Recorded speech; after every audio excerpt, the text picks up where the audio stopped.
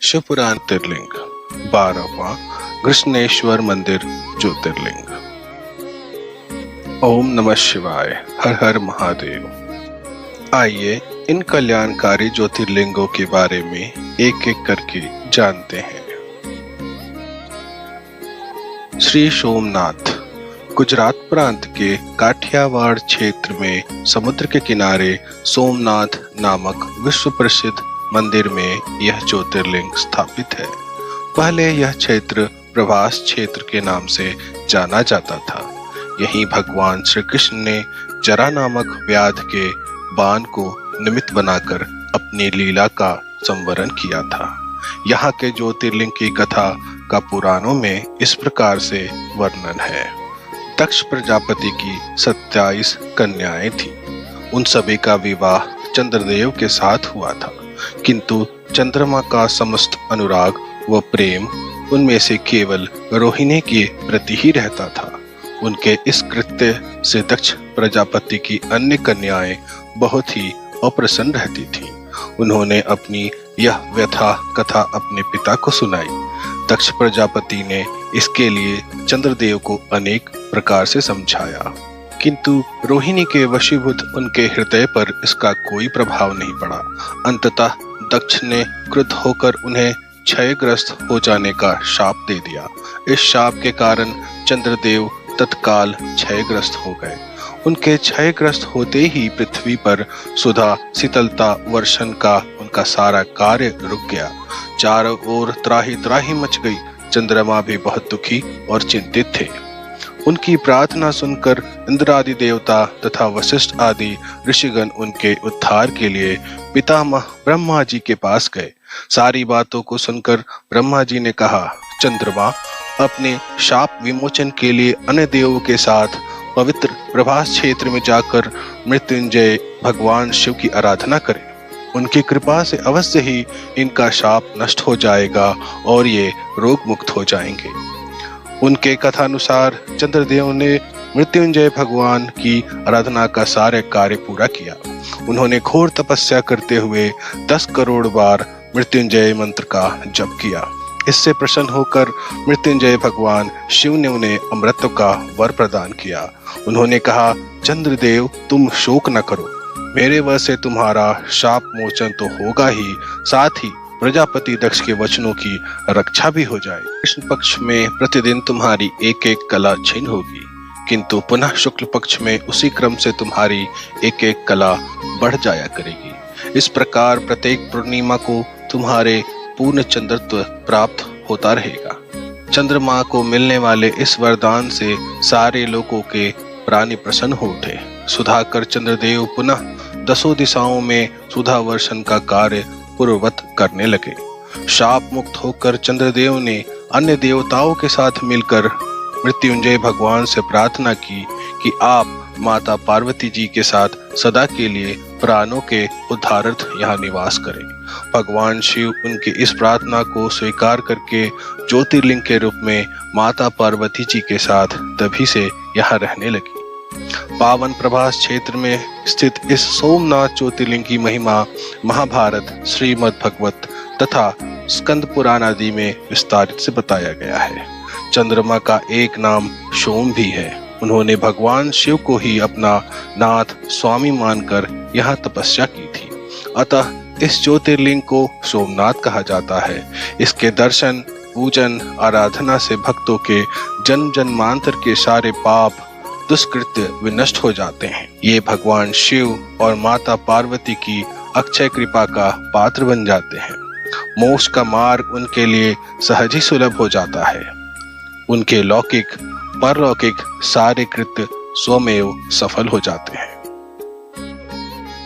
ओम नमः शिवाय। चलिए अब हम जानते हैं कृष्णा नदी के तट पर बसा ज्योतिर्लिंग मल्लिकार्जुन के बारे में। आंध्र प्रदेश में कृष्णा नदी के तट पर दक्षिण का कैलाश कहे जाने वाले श्री शैल पर्वत पर श्री मल्लिकार्जुन ज्योतिर्लिंग स्थित है। महाभारत, शिव पुराण तथा पद्म पुराण आदि धर्म ग्रंथों में इसकी महिमा और महत्ता का विस्तार से वर्णन किया गया है। पुराणों में इस ज्योतिर्लिंग की कथा इस प्रकार से वर्णन है।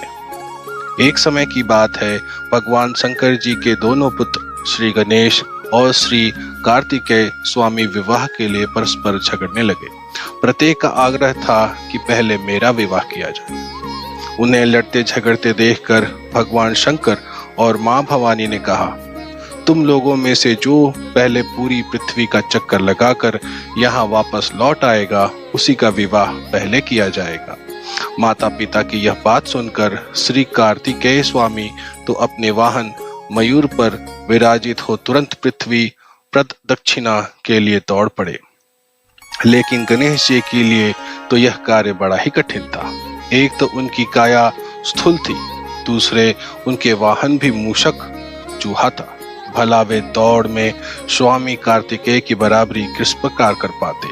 लेकिन उनकी काया जितनी स्थूल थी, बुद्धि उसी के अनुपात में सूक्ष्म और दीक्षित थी।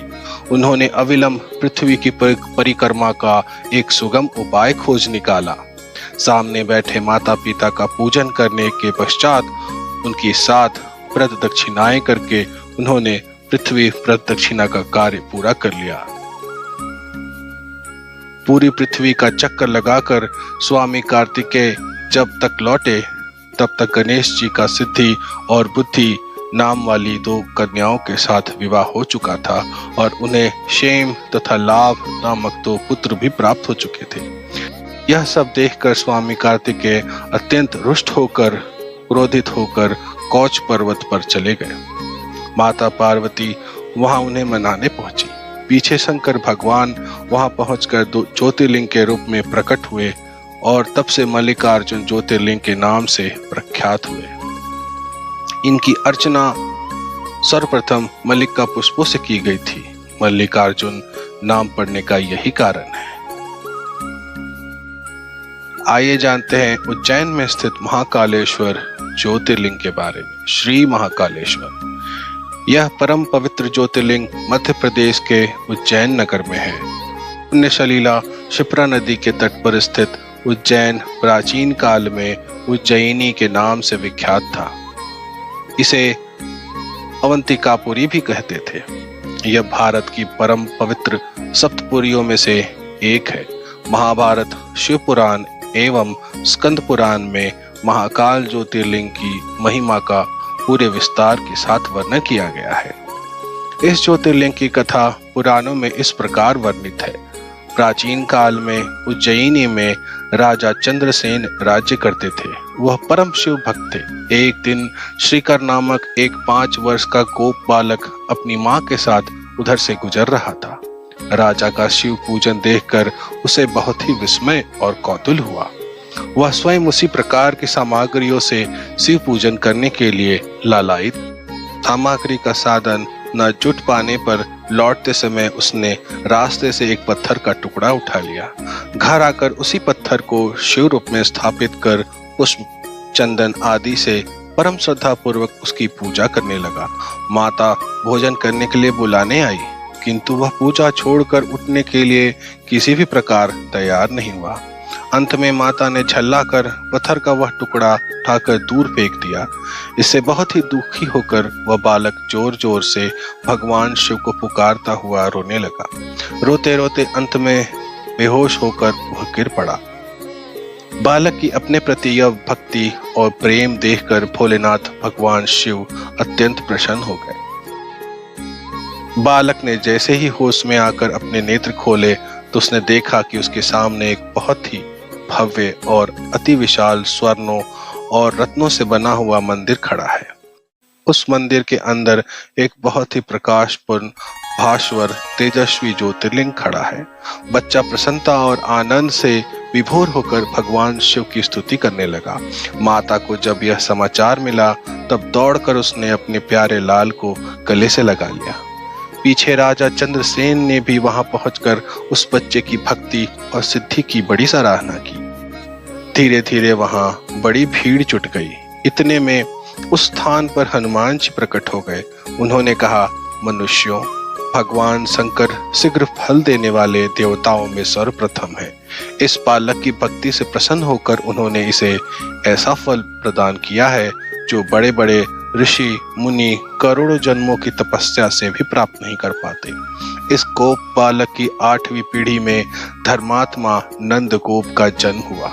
द्वापर युग में भगवान विष्णु कृष्णावतार लेकर उनके वहां तरह तरह की लीलाएं करेंगे। हनुमान जी इतना कहकर अंतर्धान हो गए। इस स्थान पर नियम से भगवान शिव की आराधना करते हुए अंत में श्रीकर गोप और राजा चंद्रसेन शिव धाम को चले गए। इस ज्योतिर्लिंग के विषय में एक दूसरी कथा इस प्रकार कही जाती है। किसी समय अवंतिकापुरी में वेद पाठी तपोनिष्ठ एक अत्यंत तेजस्वी ब्राह्मण रहते थे। एक दिन दूषण नामक एक अत्याचारी असुर उनकी तपस्या में विघ्न डालने के लिए वहां आया। ब्रह्मा जी से वर प्राप्त कर वो बहुत शक्तिशाली हो चुका था। उसके अत्याचारों से चारों ओर त्राही त्राही मची हुई थी। ब्राह्मण को कष्ट में पड़ा देखकर प्राणी मात्र का कल्याण करने वाले भगवान शंकर वहां प्रकट हो गए। उन्होंने एक हुंकार मात्र से उस दारुण अत्याचारी दानव को वहीं जलाकर भस्म कर दिया। भगवान वहां हुंकार सहित प्रकट हुए, इसलिए उनका नाम महाकाल पड़ गया।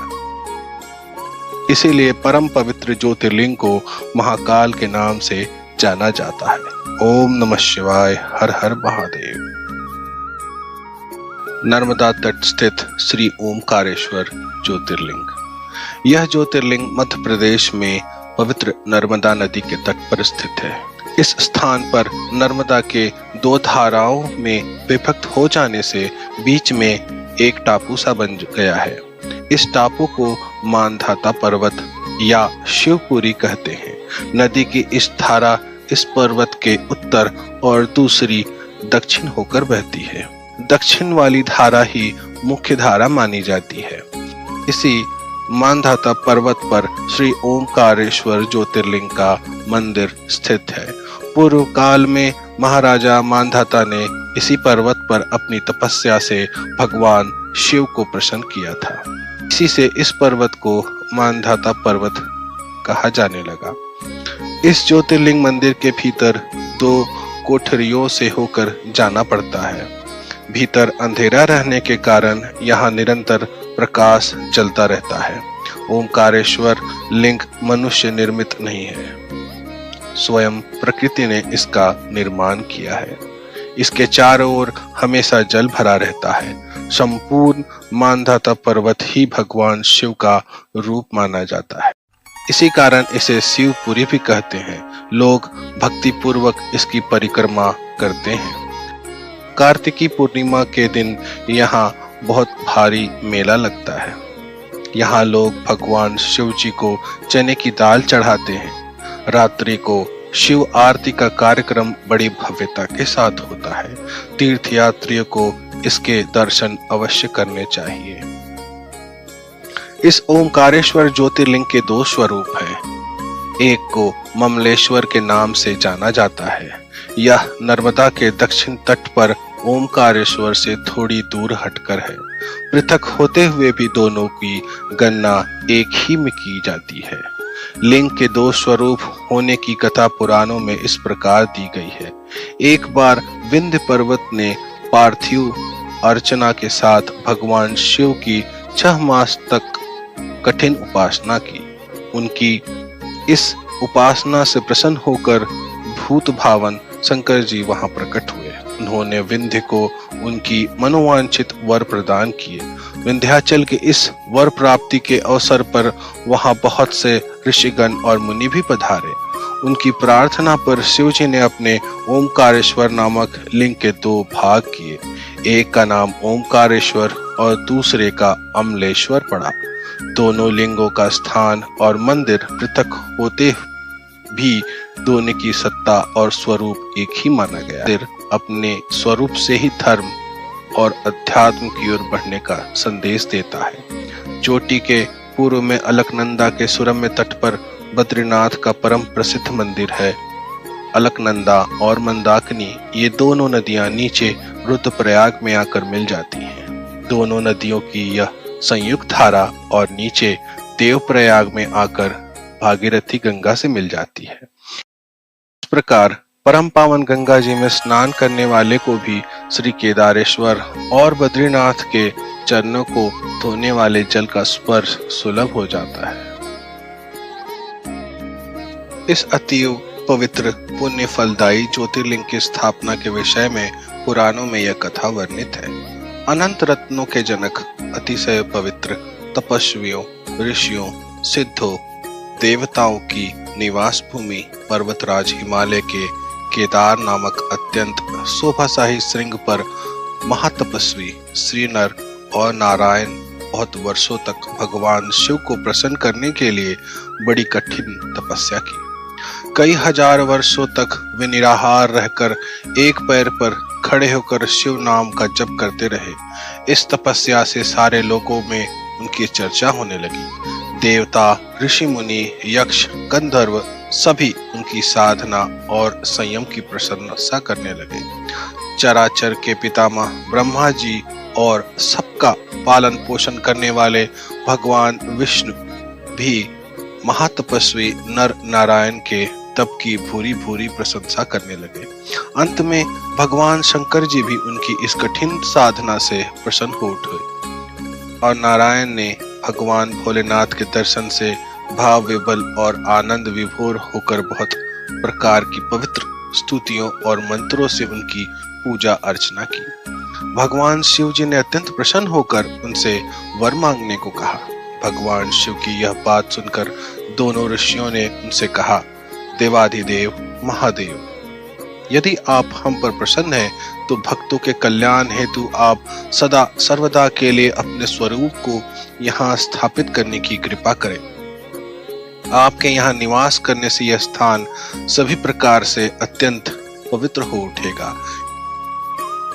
यहाँ आपका दर्शन पूजन करने वाले मनुष्य को आपकी अविनाशिनी भक्ति प्राप्त हुआ करेगी। प्रभु, आप मनुष्यों के कल्याण और उनके उद्धार के लिए अपने स्वरूप को यहाँ स्थापित करने की हमारी प्रार्थना अवश्य स्वीकार करें। उनकी प्रार्थना सुनकर भगवान शिव ने ज्योतिर्लिंग के रूप में वहां वास करना स्वीकार किया। केदार नामक हिमालय श्रृंग पर स्थित होने के कारण इस ज्योतिर्लिंग को श्री केदारेश्वर ज्योतिर्लिंग के रूप में जाना जाता है। भगवान शिव से वर मांगते हुए नर और नारायण ने इस ज्योतिर्लिंग और इस पवित्र स्थान के विषय में जो कुछ कहा है वह अक्षरशः सत्य है। इस ज्योतिर्लिंग के दर्शन पूजन तथा यहाँ स्नान करने से भक्तों को लौकिक फलों की प्राप्ति होने के साथ साथ अचल शिव भक्ति तथा मोक्ष की प्राप्ति भी हो जाती है। ओम नमः शिवाय। हर हर महादेव। महाराष्ट्र के सह्याद्री पहाड़ पर स्थित श्री भीमाशंकर ज्योतिर्लिंग श्री भीमेश्वर। यह ज्योतिर्लिंग पुणे से लगभग 100 किलोमीटर दूर सह्याद्री की पहाड़ों पर स्थित है। इसे भीमाशंकर भी कहते हैं। इस ज्योतिर्लिंग की स्थापना के विषय में शिव पुराण में यह कथा वर्णित है। प्राचीन काल में भीम नामक एक महाप्रतापी राक्षस था।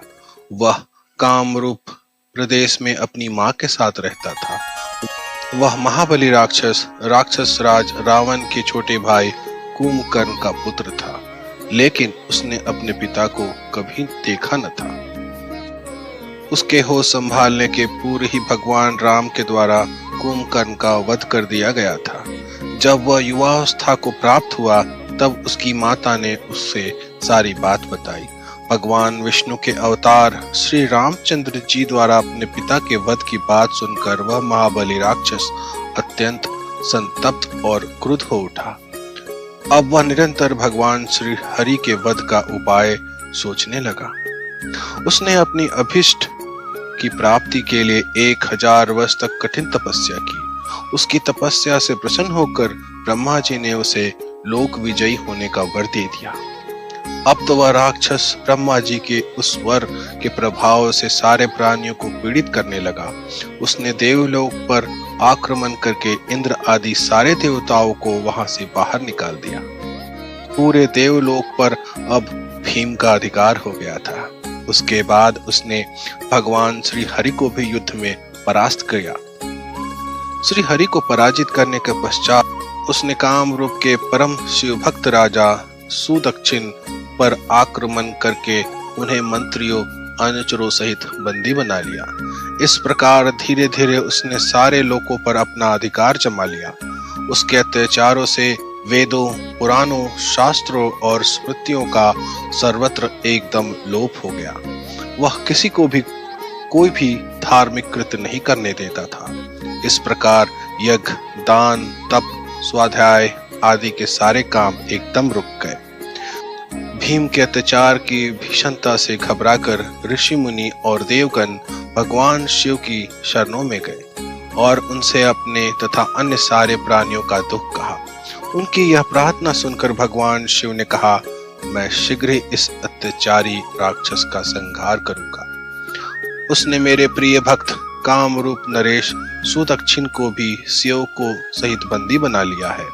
वह अत्याचारी असुर अब और अधिक जीवित रहने का अधिकारी नहीं रह गया। भगवान शिव से यह आश्वासन पाकर ऋषि मुनि और देवगण अपने अपने स्थान को वापस लौट गए। इधर राक्षस भीम के बंदी गृह में पड़े हुए राजा सदक्षिण ने भगवान शिव का ध्यान किया। वे अपने सामने पार्थिव शिवलिंग रखकर अर्चना कर रहे थे। उन्हें ऐसा करते देख राक्षस भीम ने अपनी तलवार से उस पार्थिव शिवलिंग पर प्रहार किया, किंतु उसकी तलवार का स्पर्श उस लिंग से हो भी नहीं पाया कि उसके भीतर से साक्षात शंकर जी वहां प्रकट हो गए।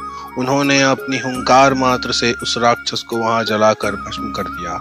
भगवान शिव जी का यह अद्भुत कृत्य देखकर सारे ऋषि मुनि और देवगण वहां एक होकर उनकी स्तुति करने लगे। उन्होंने भगवान शिव से प्रार्थना की कि महादेव, आप लोक कल्याणार्थ अब सदा के लिए यहाँ निवास करें। यह क्षेत्र शास्त्रों में अपवित्र बताया गया है। आपके निवास से यह परम पवित्र पुण्य क्षेत्र बन जाएगा। भगवान शिव ने सबकी यह प्रार्थना स्वीकार कर ली। वहां वह ज्योतिर्लिंग के रूप में सदा के लिए निवास करने लगे। उनका यह ज्योतिर्लिंग भीमेश्वर के नाम से विख्यात हुआ। शिव पुराण में यह कथा पूरे विस्तार से दी गई है। इस ज्योतिर्लिंग की महिमा अमोघ है। इसके दर्शन का फल कभी व्यर्थ नहीं जाता। भक्तों की सभी मनोकामनाएं यहाँ आकर पूर्ण हो जाती है। ओम नमः शिवाय, हर हर महादेव। काशी में स्थित श्री विश्वनाथ ज्योतिर्लिंग। श्री विश्वनाथ, यह ज्योतिर्लिंग उत्तर भारत की प्रसिद्ध नगरी काशी में स्थित है। इस नगरी का प्रलय काल में भी लोप नहीं होता। उस समय भगवान अपनी वास भूमि इस पवित्र नगरी को अपने त्रिशूल पर धारण कर लेते हैं और सृष्टि काल आने पर पुनः यथास्थान रख देते हैं। सृष्टि की आदि स्थली भी इसी नगरी को बताया जाता है। भगवान विष्णु ने इस स्थान पर सृष्टि कामना से तपस्या करके भगवान शंकर जी को प्रसन्न किया था।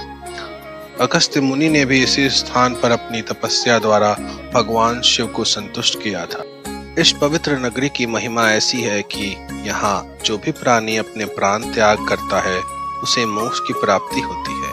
भगवान शंकर उसके कान में तारक मंत्र का उपदेश करते हैं। इस परम पवित्र नगरी के उत्तर की तरफ ओमकार खंड, दक्षिण में केदार खंड और बीच में विशेश्वर खंड है। प्रसिद्ध विश्वनाथ ज्योतिर्लिंग इसी खंड में स्थित है। पुराणों में इस ज्योतिर्लिंग के संबंध में यह कथा बताई गई है। भगवान शंकर पार्वती जी से विवाह करके कैलाश पर्वत पर रह रहे थे, लेकिन वहां पिता के घर में ही विवाहित जीवन बिताना पार्वती जी को अच्छा न लगता था। एक दिन उन्होंने भगवान शिव से कहा, आप मुझे अपने घर ले चलिए, यहाँ रहना मुझे अच्छा नहीं लगता।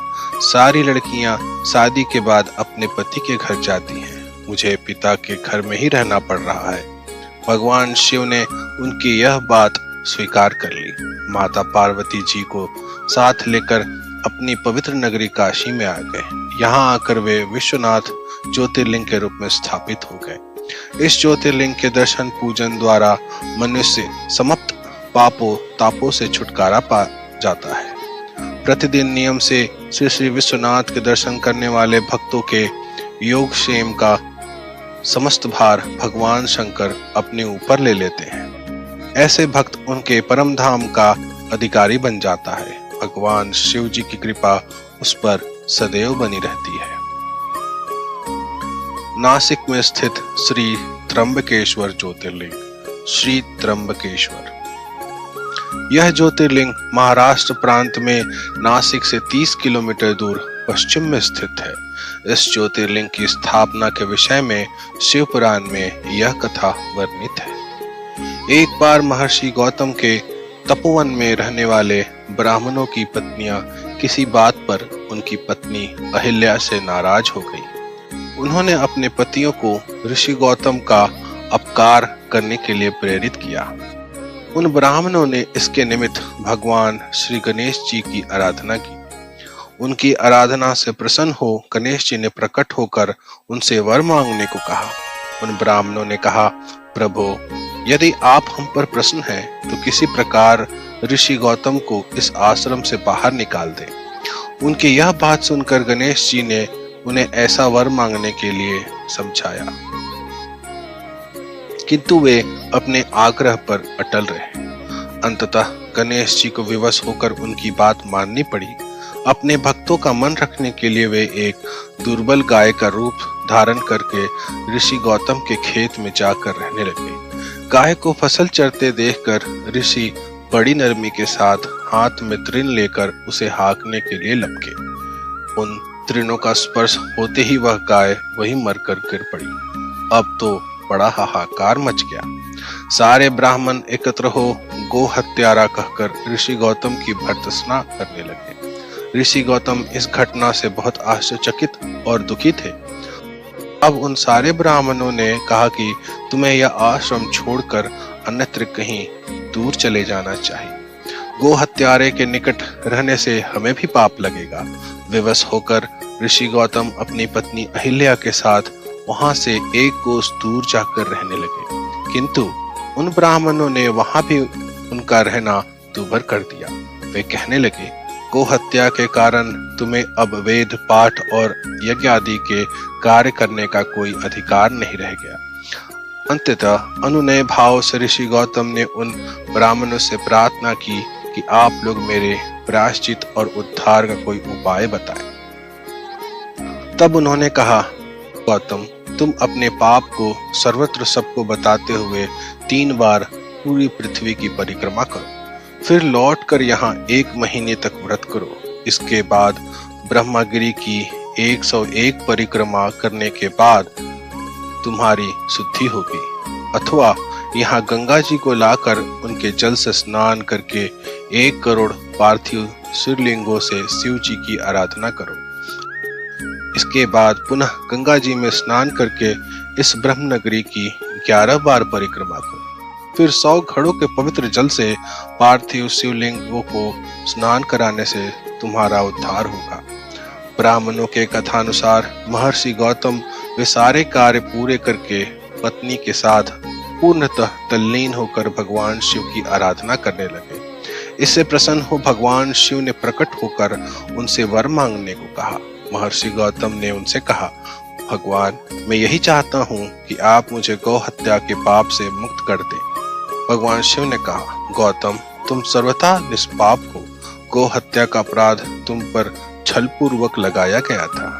छलपूर्वक ऐसा करने वाले तुम्हारे आश्रम के ब्राह्मणों को मैं दंड देना चाहता हूँ। इस पर महर्षि गौतम ने कहा, प्रभु, उन्हीं के निमित्त से तो मुझे आपका दर्शन प्राप्त हुआ है। अब उन्हें मेरा परम हित समझकर उन पर आप क्रोध ना करें। बहुत से ऋषियों, मुनियों और देवगुणों ने वहां एकत्र हो गौतम की बात का अनुमोदन करते हुए भगवान शिव से सदा वहां निवास करने की प्रार्थना की। वे उनकी बात मानकर वहां त्र्यंब ज्योतिर्लिंग के नाम से स्थित हो गए। गौतम जी द्वारा लाई गई गंगा जी भी वहां पास में गोदावरी नाम से प्रवाहित होने लगी। यह ज्योतिर्लिंग समस्त पुण्यों को प्रदान करने वाला है। हर हर महादेव। ओम नमः शिवाय। बिहार प्रांत में स्थित श्री वैद्यनाथ ज्योतिर्लिंग। श्री वैद्यनाथ, यह ज्योतिर्लिंग बिहार प्रांत के संथाल परगने में स्थित है। शास्त्र और लोक दोनों में उसकी बड़ी प्रसिद्धि है। इसकी स्थापना के विषय में यह कथा कही जाती है। एक बार राक्षस राज रावण ने हिमालय पर जाकर भगवान शिव का दर्शन प्राप्त करने के लिए बड़ी घोर तपस्या की। उसने एक एक करके अपने सिर काटकर शिवलिंग पर चढ़ाना शुरू किए। इस प्रकार उसने अपने 9 सिर वहां काटकर चढ़ा दिए। जब वह अपना 10वां और अंतिम सिर काटकर चढ़ाने के लिए उद्यत हुआ, तब भगवान शिव अति प्रसन्न और संतुष्ट होकर उसके समक्ष प्रकट हुए। शीश काटने को उद्यत रावण का हाथ पकड़कर उन्होंने उसे ऐसा करने से रोक दिया। उसके 9 सिर भी पहले की तरह जोड़ दिए और अत्यंत प्रसन्न होकर उससे वर मांगने को कहा। रावण ने वर के रूप में भगवान शिव से उस शिवलिंग को अपनी राजधानी लंका में ले जाने की अनुमति मांगी। भगवान शिव ने उसे यह वरदान तो दे दिया, लेकिन एक शर्त भी उसके साथ लगा दी। उन्होंने कहा, तुम शिवलिंग ले जा सकते हो, किंतु यदि रास्ते में से कहीं रख दोगे तो वह वहीं अचल हो जाएगा, तुम फिर उसे उठा न सकोगे। रावण इस बात को स्वीकार कर उस शिवलिंग को उठाकर लंका के लिए चल पड़ा।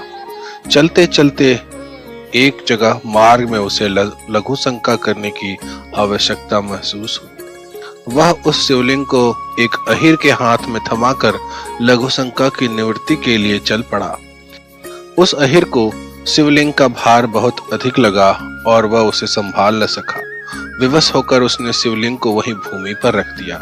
रावण जब लौटकर आया, तब बहुत प्रयत्न करने के बाद भी उस शिवलिंग को किसी प्रकार भी उठा न सका। अंत में थक कर उस पवित्र शिवलिंग पर अपने अंगूठे का निशान बनाकर उसे वहीं छोड़कर लंका को लौट गया। तत्पश्चात ब्रह्मा, विष्णु आदि देवताओं ने वहां आकर उस शिवलिंग का पूजन किया। इस प्रकार वहां उसकी प्रतिष्ठा कर वे लोग अपने अपने धाम को लौट गए। यही ज्योतिर्लिंग श्री वैद्यनाथ के नाम से जाना जाता है। यह श्री वैद्यनाथ ज्योतिर्लिंग अनंत फलों को देने वाला है। यह 11 अंगुल ऊंचा है। उसके ऊपर अंगूठे के आकार का गड्ढा है। कहा जाता है कि यह वही निशान है जिसने रावण ने अपने अंगूठे से बनाया था। यहाँ दूर दूर से तीर्थों का जल लाकर चढ़ाने का विधान है। रोग मुक्ति के लिए भी इस ज्योतिर्लिंग की महिमा बहुत प्रसिद्ध है। पुराणों में बताया गया है कि जो मनुष्य इस ज्योतिर्लिंग का दर्शन करता है, उसे अपने समस्त पापों से छुटकारा मिल जाता है। उस पर भगवान शिव की कृपा सदा बनी रहती है। दैहिक, दैविक, भौतिक कष्ट उसके पास भूल कर भी नहीं आते। भगवान शंकर की कृपा से वह सारी बाधाओं, समस्त रोगों, शोकों से छुटकारा पाता। दुष्ट राक्षस दारुक ने यह उपयुक्त अवसर देखकर नौका पर आक्रमण कर दिया। उसने नौका में सवार सभी यात्रियों को पकड़कर अपनी राजधानी में ले जाकर कैद कर दिया। सुप्रिय कारागार में भी अपने नित्य नियम के अनुसार भगवान शिव की पूजा आराधना करने लगा। अन्य बंदी यात्रियों को भी वह शिव भक्ति की प्रेरणा देने लगा। दारुक ने जब अपने सेवकों से सुप्रिय के विषय में यह समाचार सुना, तब वह अत्यंत क्रुद्ध होकर उस कारागार में आ पहुंचा। सुप्रिय उस समय भगवान शिव के चरणों में ध्यान लगाते हुए दोनों आंखें बंद किए बैठा था। उस राक्षस ने उसकी यह मुद्रा देखकर अत्यंत भीषण स्वर में उसे डांटते हुए कहा, अरे दुष्ट वैश्य, तू आंखें बंद कर इस समय यहाँ कौन से उपद्रव और षड्यंत्र करने की बातें सोच रहा है। उसके यह कहने पर भी धर्मात्मा शिव भक्त सुप्रिय की समाधि भंग नहीं हुई। अब तो वह दारुक राक्षस क्रोध से एकदम पागल हो उठा। उसने तत्काल अपने अनुचरों को सुप्रिय तथा अन्य सभी बंदियों को मार डालने का आदेश दे दिया। सुप्रिय उसके इस आदेश से जरा भी विचलित और भयभीत नहीं हुआ। वह एकाग्र मन से अपनी और अन्य बंदियों की मुक्ति के लिए भगवान शिव से प्रार्थना करने लगा। उसे यह पूर्ण विश्वास था कि मेरे आराध्य भगवान शिव जी इस विपत्ति से मुझे अवश्य ही छुटकारा दिलाएंगे। उसकी प्रार्थना सुनकर भगवान शंकर जी तत्क्षण उस कारागार में एक ऊंचे स्थान में एक चमकते हुए सिंहासन पर स्थित होकर ज्योतिर्लिंग के रूप में प्रकट हो गए। उन्होंने इस प्रकार सुप्रिय को दर्शन देकर उसे अपना पाशुपत अस्त्र भी प्रदान किया। इस अस्त्र से राक्षस दारुक तथा उसके सहायक का वध करके सुप्रिय शिव धाम को चला गया। भगवान शिव के आदेशानुसार इस ज्योतिर्लिंग का नाम नागेश्वर पड़ा। हर हर महादेव। ओम नमः शिवाय।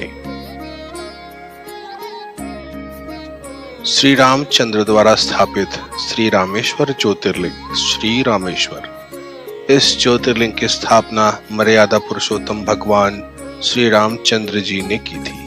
स्कंद पुराण में इसकी महिमा विस्तार से वर्णित है। इसके विषय में यह कथा कही जाती है, जब भगवान श्री रामचंद्र जी लंका पर चढ़ाई करने के लिए जा रहे थे, तब इसी स्थान पर उन्होंने समुद्र की बालू से शिवलिंग बनाकर उसका पूजन किया था। ऐसा भी कहा जाता है कि इस स्थान पर ठहरकर भगवान राम जल पी रहे थे कि आकाशवाणी हुई कि मेरी पूजा किए बिना ही जल पीते हो। इस वाणी को सुनकर भगवान श्री राम ने बालू से शिवलिंग बनाकर उसकी पूजा की तथा भगवान शिव से रावण पर विजय प्राप्त करने का वर मांगा। उन्होंने प्रसन्नता के साथ यह वर भगवान श्री राम को दे दिया। भगवान शिव ने लोक कल्याणार्थ ज्योतिर्लिंग के रूप में वहां निवास करने की सबकी प्रार्थना भी स्वीकार कर ली। तभी से यह ज्योतिर्लिंग यहाँ विराजमान है। इस ज्योतिर्लिंग के विषय में एक दूसरी कथा कही जाती है। जब भगवान श्री राम रावण का वध करके लौट रहे थे, तब उन्होंने अपना पहला पड़ाव समुद्र के उस पार गंधमादन पर्वत पर डाला था। वहां बहुत से ऋषि और मुनिगण भगवान श्री राम दर्शन के लिए उनके पास आए। उन सभी का आदर सत्कार करते हुए भगवान राम ने उनसे कहा कि पुलस्त्य के वंशज रावण का वध करने के कारण मुझ पर ब्रह्म हत्या का पाप लग गया है।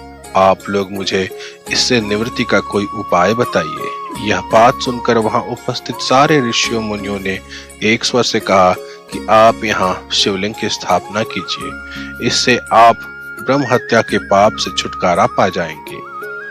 भगवान श्री राम ने उनकी यह बात सुनकर हनुमान जी को कैलाश पर्वत जाकर वहां से शिवलिंग लाने का आदेश दे दिया। हनुमान जी तत्काल ही वहां जा पहुंचे, किंतु उन्हें उस समय वहां भगवान शिव के दर्शन नहीं हुए। अंततः वे उनका दर्शन प्राप्त करने के लिए वहीं बैठकर तपस्या करने लगे।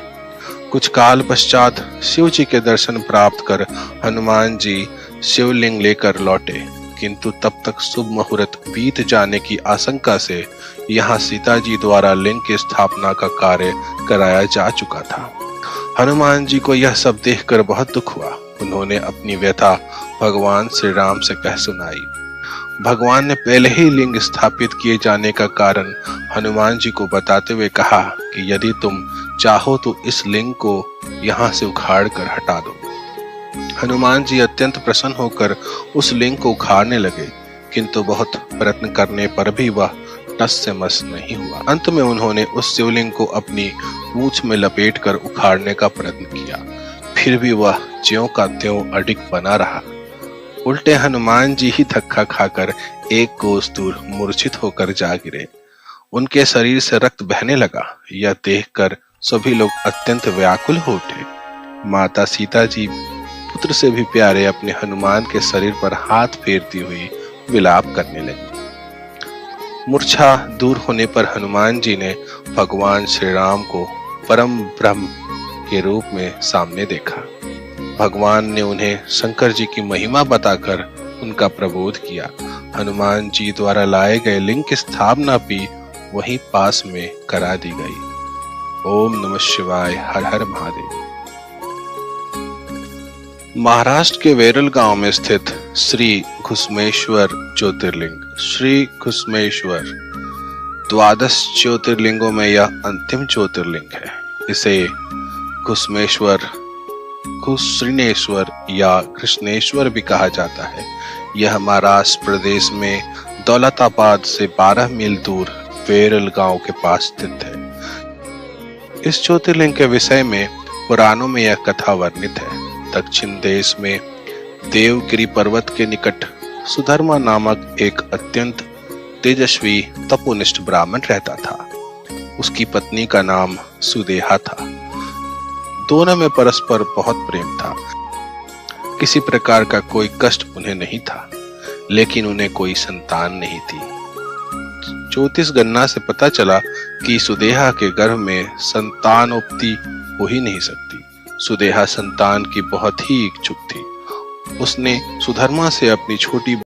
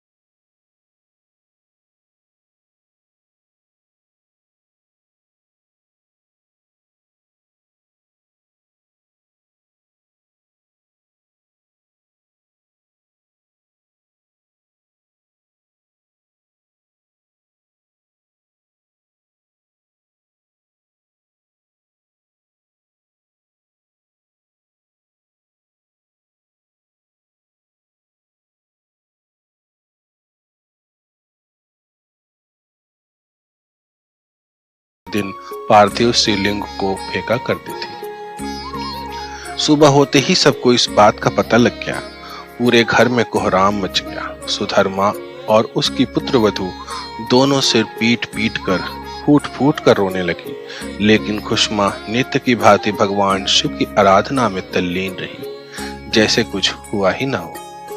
पूजा समाप्त करने के बाद वह पार्थिव शिवलिंगों को तालाब में छोड़ने के लिए चल पड़ी।